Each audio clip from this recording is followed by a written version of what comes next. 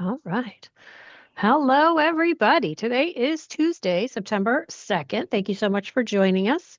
This is our VPK Fast monthly webinar. Thank you so much for taking the time and being here today. With some great information from my side of the house. Just a simple reminder, you should be in the throes of assessing your children, if not done already. You have the first 30 instructional days of your class to get everyone assessed, even if you enroll them late. Your teacher usernames most likely have changed. So as an administrator, you do need to go in and pull down the teacher usernames if you have them going in and looking at students or pulling reports. And their passwords remain the same, VPK lowercase and admin all lowercase.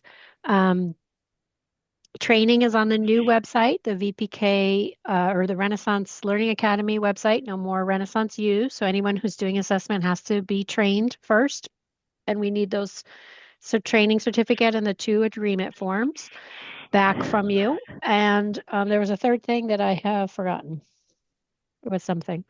Um, but anyway, so hopefully you're Their within. Oh, their reports. their reports, yes. Please generate reports for the families within 7 days of assessing the children. Oh, and the assessment is only in English, so you can't assess in another language. It is only in English, but you still should give children a chance, whether they speak English or not, to take the assessment.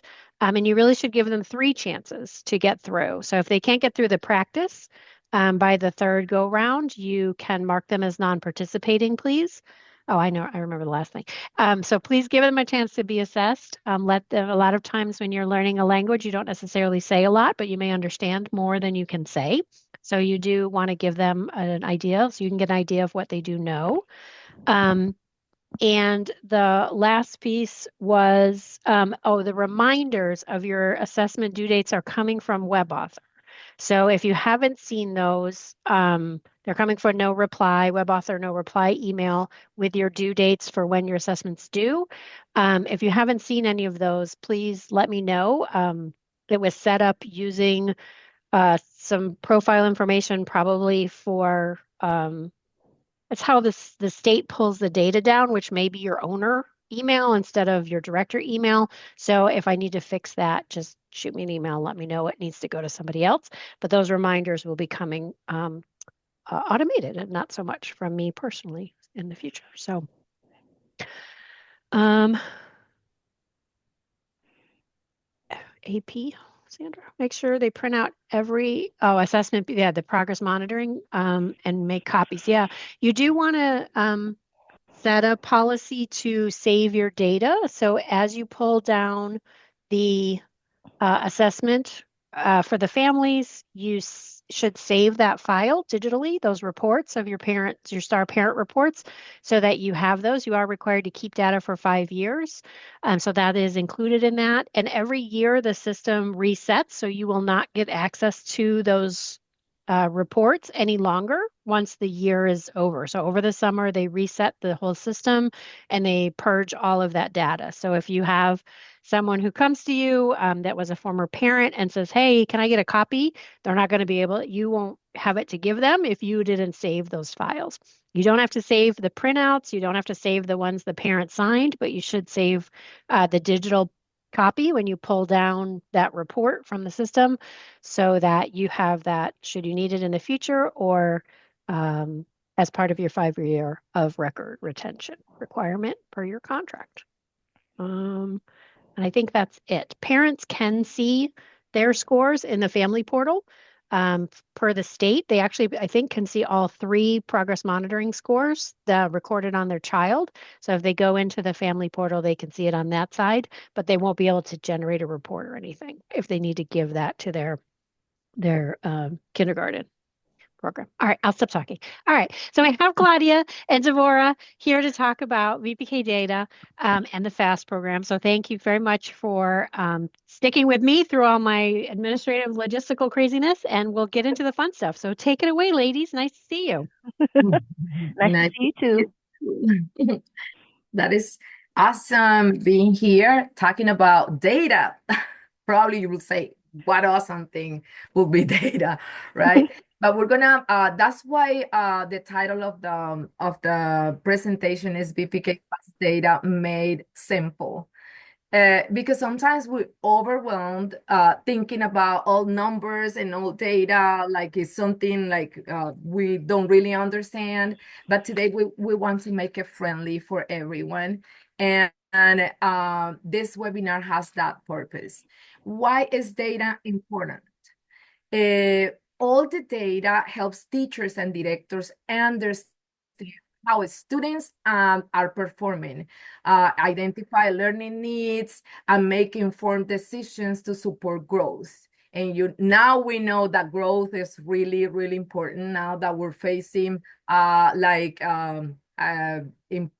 improvement plans and things like that. We know from the beginning we have to start taking into consideration all the data we're reporting. And without data, it's hard to know what's working and where extra support is needed.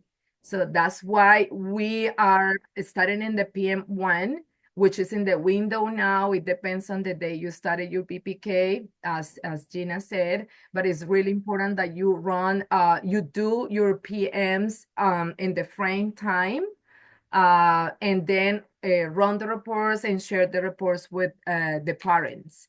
And of course, before parents, you will be analyzing all that. How can we make it simple? By focusing on key reports. Like today, we're going to be talking about just a few reports that are going to be really meaningful for this time of the year, like the start screening report, start summary report, and start screening, and yeah, and the summary report.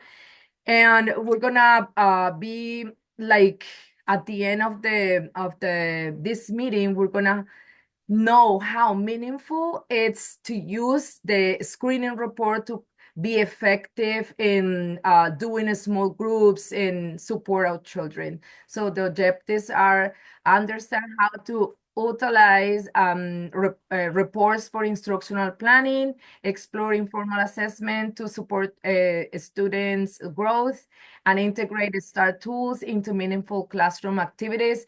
And I'm gonna go like just very simple in this first part, so Deborah can be explaining all about how we integrate the STAR tools, the language and everything in the classrooms. Okay, we can go to the next slide. Probably when you went to just get your user IDs, you notice that Renaissance is having like a nice, good, new looking with a little red and things like that. But basically, if you explore, it's the same. So recently we have those changes, but you can still access the STAR reports very easily. When you access your account, you go to the left hand menu, and under My Data, click on Reports. A drop-down menu will appear until under STAR Assessments. From there, click on Reports again, and you will be taken to the familiar page that displays all the reports that you can run, including these three that we're going to be talking about. So that's what you're going to look when you get to that part. I think everybody is being doing very, very good and being like just asking directors, and I think everything is very clear. So now we're gonna go to the slide number 4. And here we're gonna have the first report. It's a STAR test activity report.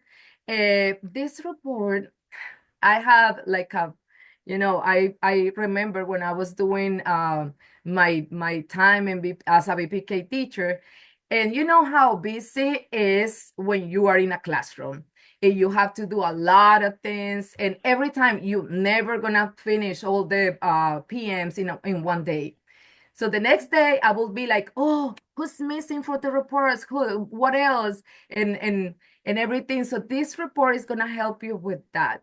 It is important because it provides a clear overview of a student's testing activity. It shows when students have tested how many times in the subjects like literacy and math. This helps educators ensure that all students are completing the required assessments on time and that the data being collected is accurate and up to date.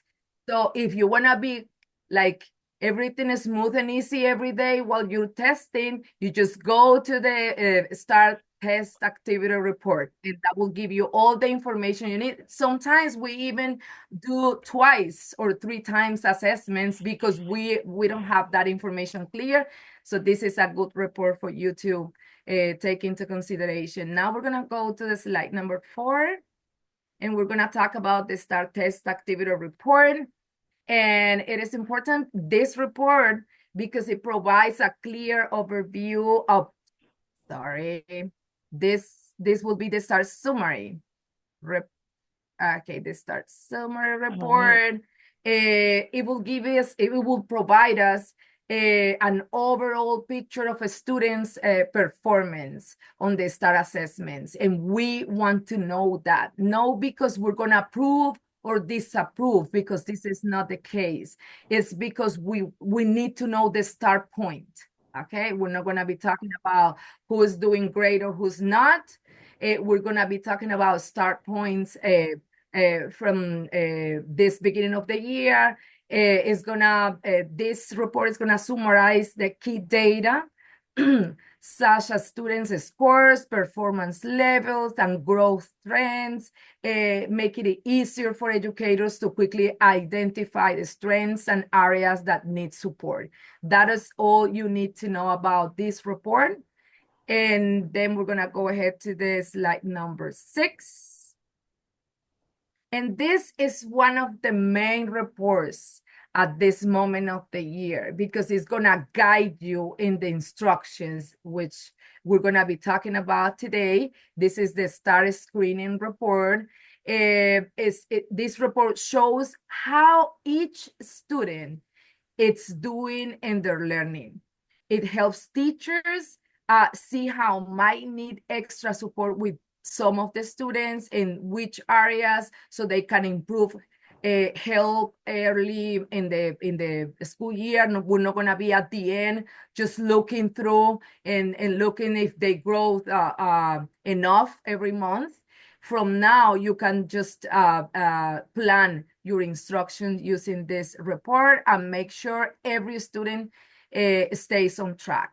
So you will see in this report different colors. Of course, the green one is going to show the ones that are meeting that expectation. The blue ones are the ones that you are going to be like watching closely because probably they need a little bit more. The yellow, they need intervention in some areas, and the red, they need an urgent intervention. So in this way, you can plan your instruction groups.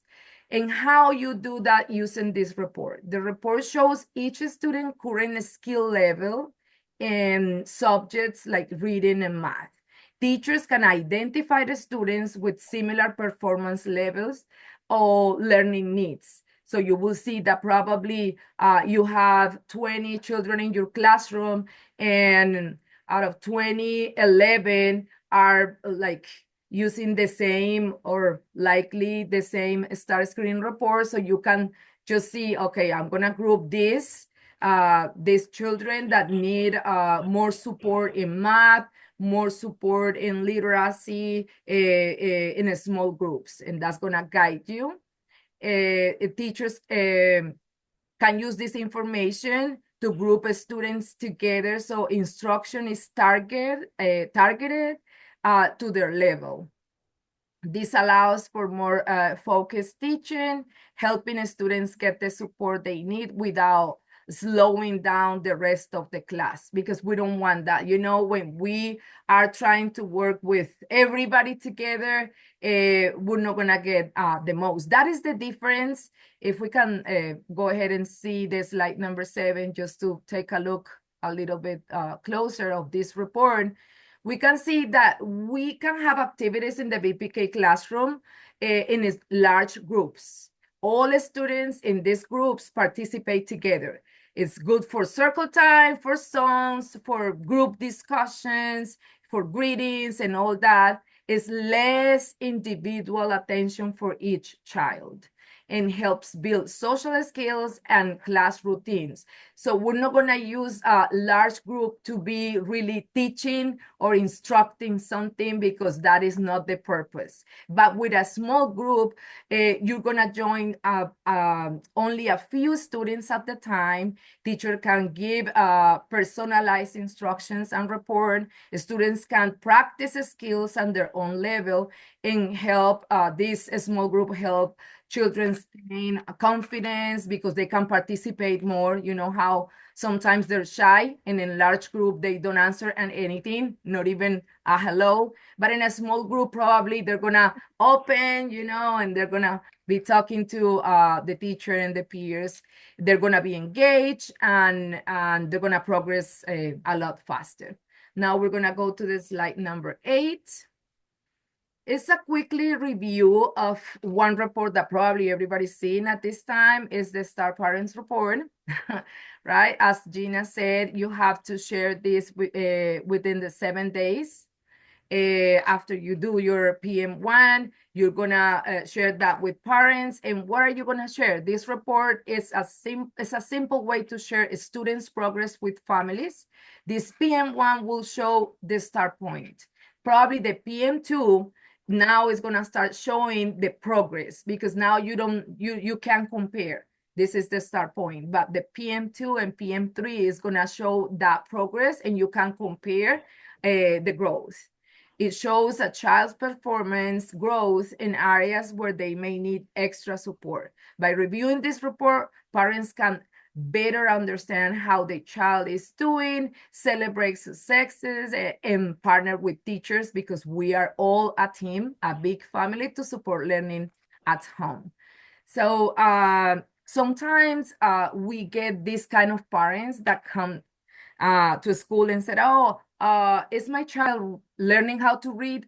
Is he adding? Is he doing this and that? But it's a lot more going on in a preschool classroom, like social, emotional. It's a lot more going on. And probably when you share this first PM, you can have that conversation with those parents.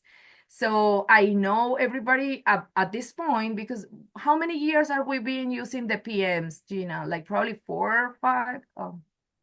Well, this is the second year for the online process. We used it, but paper before. Oh yeah, we used it by paper before. I remember that. So by this point, probably everybody's like familiar with this process, and probably will feel confident to do like run reports and share the reports. Now we're gonna go to slide number 9. And this is going to show you just one informal assessment that I see so many people are running at this time of the year. Is something to help you more in detail. And I'm going to be dropping some examples of those in the chat after I finish. So you can have like a VPK informal assessment, not just about a capital letter, lowercase letter, shapes, and all that, but you can have it about name writing, because that's something we want to monitor too. In VPK, you can have a small group checklist, so you can remember, because again, we're very busy in the VPK classroom, and we don't remember, oh, what was the small group about yesterday? So we can have like a record of what we are doing, and some others VPK progress, informal progress reports. And then the last will be slide number 10, for my end. And that will be showing you, I always want to share this because I'm part of the Age of Learning team. And we all know that this is providing a lot of benefits around the VPK classrooms. We're going to start around September 8th in the classrooms, and the VPK classrooms that started August 11th. Remember, you have to do your PM first, and then you're gonna go ahead and start after September 8th with the program. And you can also include in your daily schedule, in your routine, Age of Learning as a small group. So I don't know how, if you have questions about it, you can just put it in the chat and let us know how confident you feel with the reports. And if you need any support running reports with Renaissance or anything, just let us know. That's all right. I think that's all for my end. Deborah. Okay, thank you, We're Claudia. gonna go to the fun part. Thank you, Claudia. Good afternoon, everyone. My name is Deborah Wilcox, and I am super excited to share the tips, tools, and recommendations for gathering reports. So, kind of piggybacking off of what Claudia just reviewed. And we're going to talk about bringing the STAR Lit practice to life. So, let's get started by looking at this first slide. So, integrating the STAR specific language into small and large group activities supports children comprehension and helps them become more comfortable with the types of questions and tasks presented on the test. For example, let's take a look at teacher language. So, teacher language may occasionally sound like choose the letter C or point to the number 3 and even show me the pictures that rhymes with. But star specific language sounds like which of these is the letter C? Pick the letter C. Which letter is different from the others? Pick the letter that is different from the others. So we're going to look for ways to incorporate star specific language into our daily instruction by revising our existing lessons or adding in new hands-on activities that reflect the format of the STAR practice sample test items. So use results from the children's STAR diagnostics report to guide your planning and target specific areas of need. So on the next slide, we're going to take a look at an example of a STAR diagnostics report. Okay, so here's an example of a STAR diagnostic report. So all the links to the reports and the STAR Lit practice test will be in the chat and also at the end of the slide because I'm sure you guys are going to be looking for them. So like I said earlier in the webinar, Claudia shared with us on how to gain the access to the reports that you need. Thank you so much, Claudia. All the links to the diagnostic report examples and test examples, like I said, will be in the chat at the end of the webinar. So at the top, if you look at the top of the diagnostic report, you will see the student's name, test date, teacher, and class group.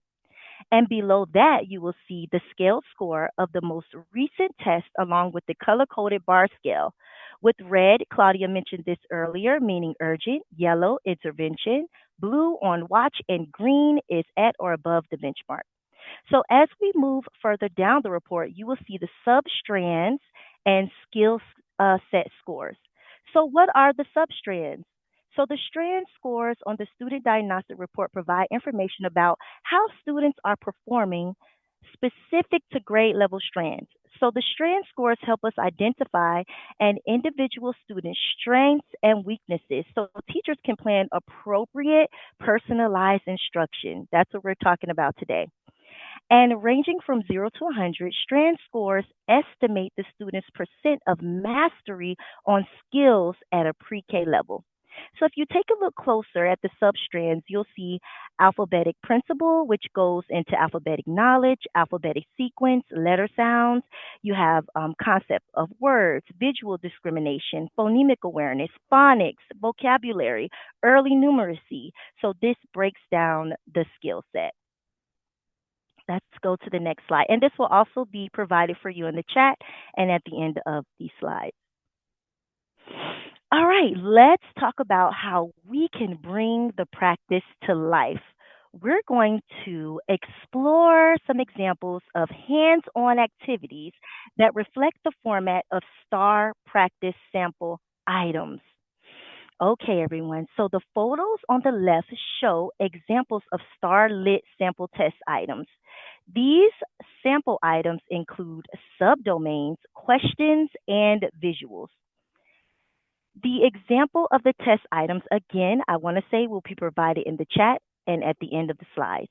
So the photo on the right demonstrate how to integrate the STAR specific language into both small and your large group activities. These activities use engaging hands-on materials that mirror the structure of the STAR practice sample items. For example, the first sample item asks, which of these is the letter C? Pick the letter C.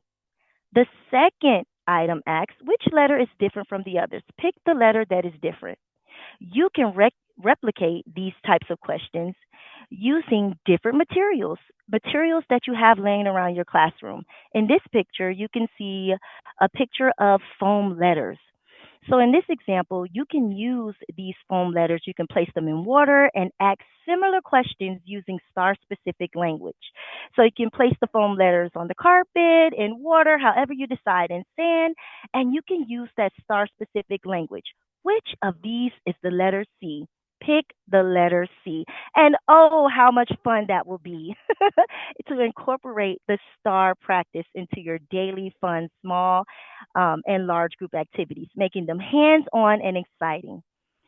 So these fun interactive activities, they support children's comprehension and they help them feel more comfortable with the types of questions and tasks they will encounter during the assessment. Let's go to the next slide.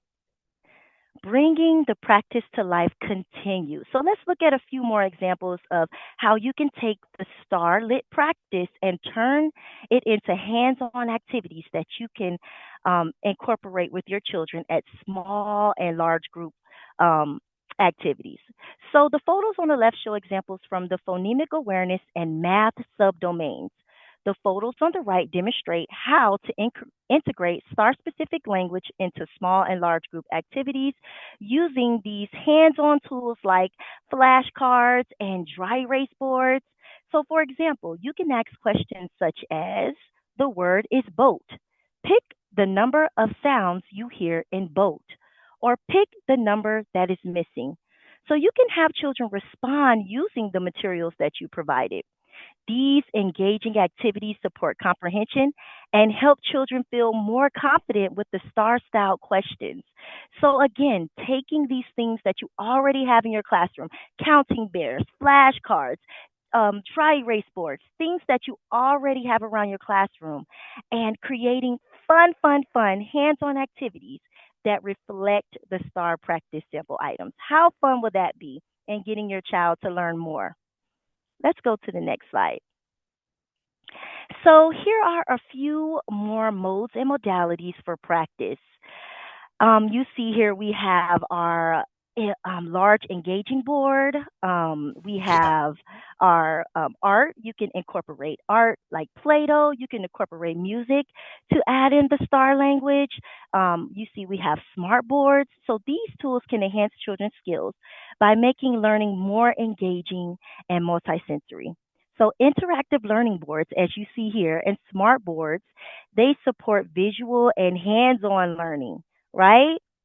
So this allows children to actively participate in the lessons. So music also helps build listening, memory, and language skills through rhythm and repetition.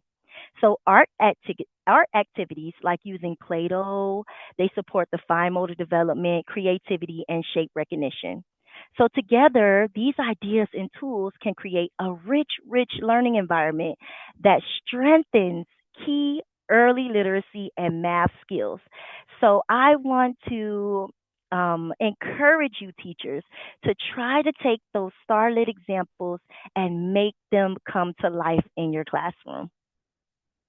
It'll be super fun. All right, let's go. This may be the last slide, Claudia. Let's see here. Oh, yes, here we are. We are on the last slide.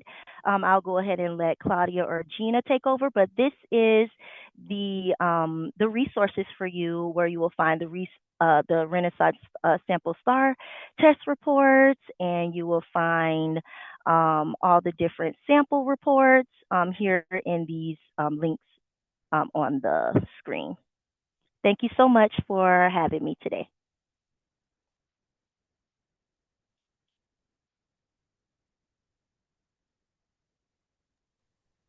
All I was right. putting some resources in the chat as well. The ones you were sharing with us, Deborah. Yes. And I see they're here in the presentation as well. And well, I think it's a lot of resources, but we don't want to go like over so many things so we don't feel overwhelmed. But something I do have to ask today is how confident you feel with the data and the assessments. If you have something to share, it will be a great time now, like a reflection time, and in which I see 61 people connected, and we would like to know what are you thinking at this moment of the VPK school year. If you have any thoughts or any feelings, if you need support, if anything, we would like to see that in the chat.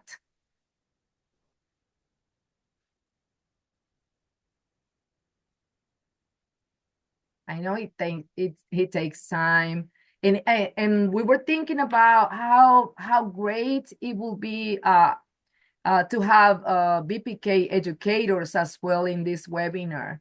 I know, and I have spoke to some of the directors, and they're saying that, oh, but that's a time where everybody's still in the classroom, but it's not time, it's a quiet time. So we can just use like I don't know, headphones or something to listen. And if we come out with some questions or something, you can always share with us.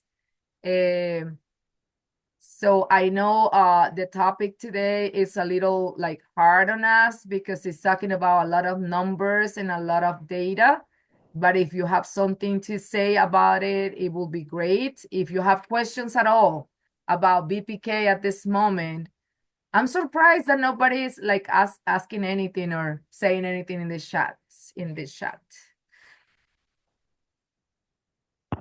Or Claudia, they can even share with us if they're already using any hands-on activities that reflect the STAR practice sample. Let us know if you're using any activities already, bringing those materials and activities to life for the children, so they can gain a higher score on their. And you know how what Deborah was sharing about the language of and in the way they speak, you Yes. know, it's like children are not familiar with that way of asking questions.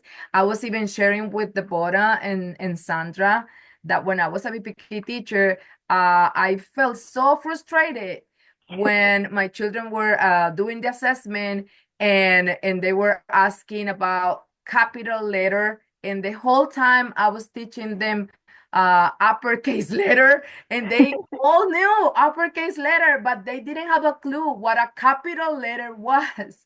So it's language that we will have to like include in the classroom when we're doing instruction and things. Sometimes we keep like the simple language, like, oh, we're gonna talk about shapes and circle. Why not to just share today we're gonna explore geometry, because it's the same, they're shapes, but you're gonna go, the language is gonna be like we're going to explore more. We're going to be talking about fractions, and we're just talking about pizza, how we can eat half and half, but that's fractions, and a lot of things that we can include in the classroom. And it's part of this language of that probably they're not going to be familiar in the assessment, right?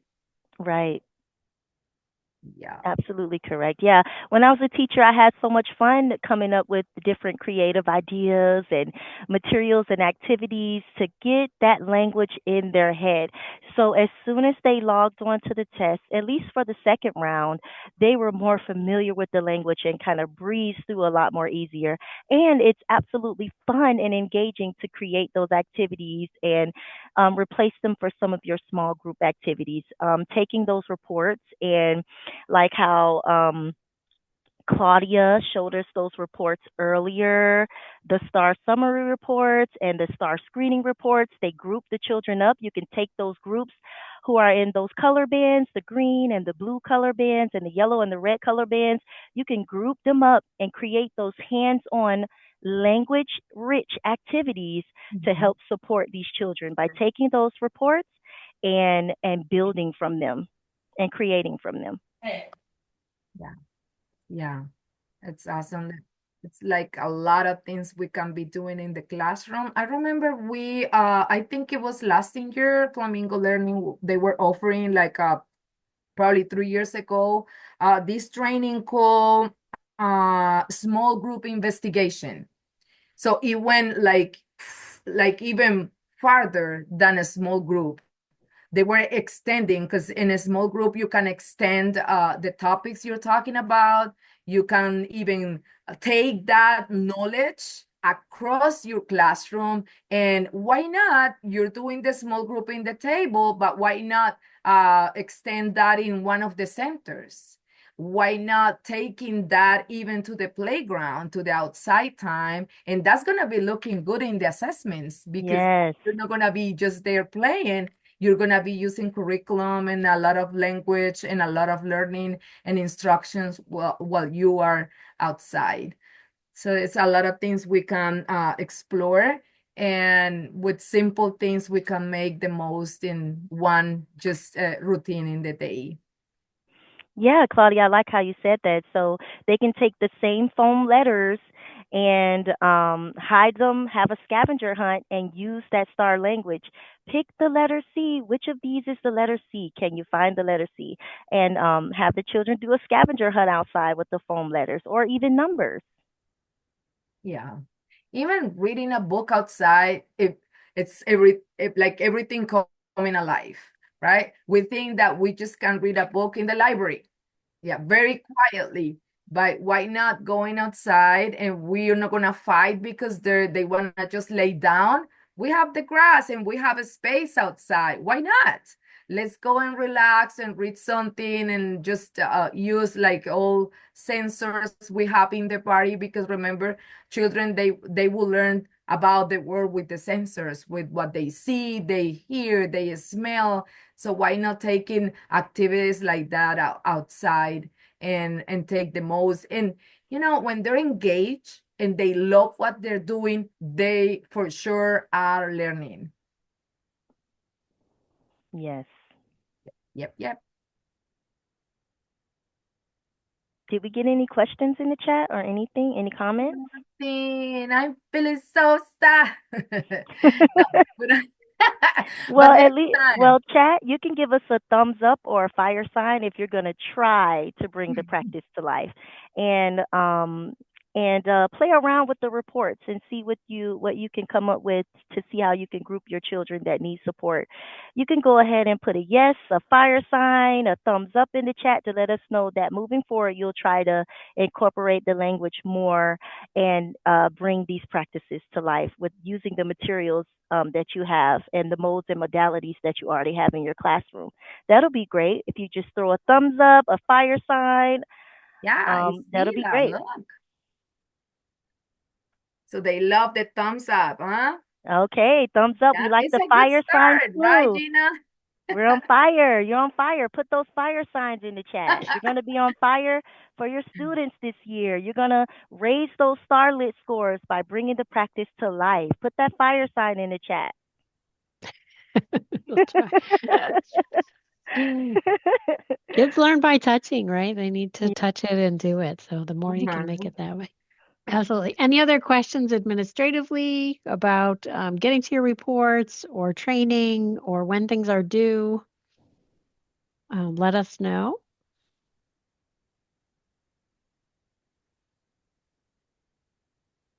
Well, if not, oh, they're so excited.